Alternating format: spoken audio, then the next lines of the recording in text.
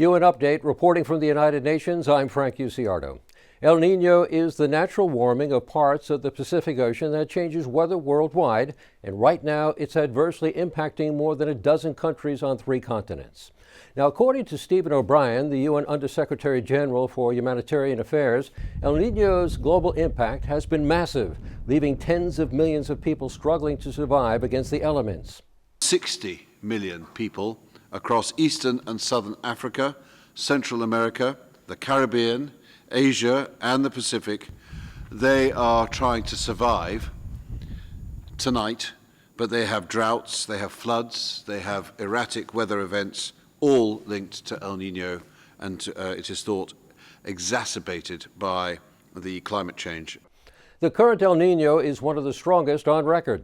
It has severely reduced rainfall in Somalia, Ethiopia, and Djibouti. According to the United Nations Office for the Coordination of Humanitarian Affairs, the resulting drought has caused food shortages for nearly 19 million people in the Horn of Africa. The UN estimates the task of providing aid to those countries suffering from the effects of El Nino is going to require more than $3.6 billion. That covers 13 countries. Some of the countries haven't yet finalized their full response plans, so that number could go up. Today, collectively, we face a funding gap of over $2.2 billion to provide food, clean water, basic medicine, and seeds.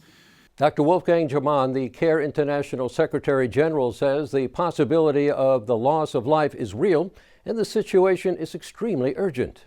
So as a matter of fact, we are at a tipping point. We are at a point where we try to prevent the loss of life. We're also at a point where the investment in preventing the situation to deteriorate actually will be another kind of good calculation, because what is happening now is the malnourishment of children and vulnerable people. If we deal with it now, it will cost much less than if we deal with it on the long run.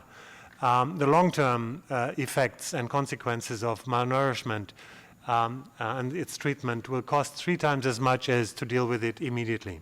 UN Assistant Secretary General Izumi Nakamitsu says coordination with the governments is key to helping the communities affected by El Nino. Our approach aims to support governments and also communities to have better in-country, in-community capacity to analyze the risks and respond better to the ongoing El Nino crisis, to help them so that their response is appropriate and coordinated and also, as Stephen mentioned, well-resourced, a critical point.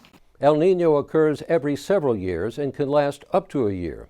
UN Update, reporting from the United Nations, I'm Frank Ucciardo, Arise News.